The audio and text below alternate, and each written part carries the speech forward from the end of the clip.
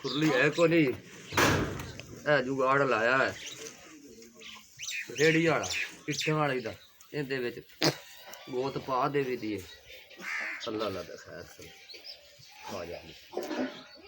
अजान पासे हो उस तो बाद फिर गा के खाली नहीं वो अपनी गांव माशाल्लाह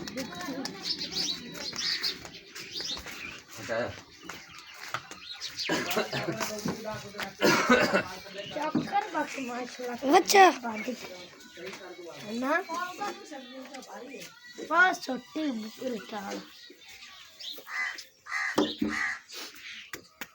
छोटी चाल है ओ अच्छी भी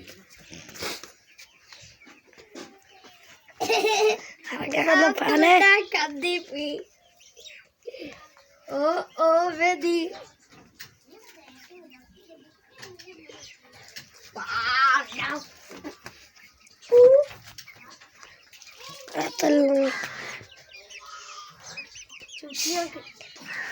चूचियां ना बजा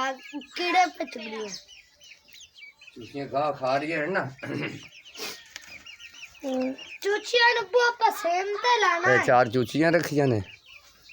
चलो वड्डियां हो जा सियाल ते नहीं ते चला और महीना ठहर के अंडे दे दसणियां 2.5 महीना ना लेना और हट जा डिगना पापा वलिया चूची का ले जा हां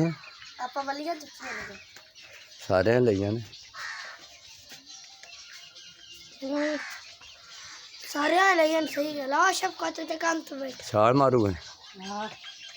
अच्छा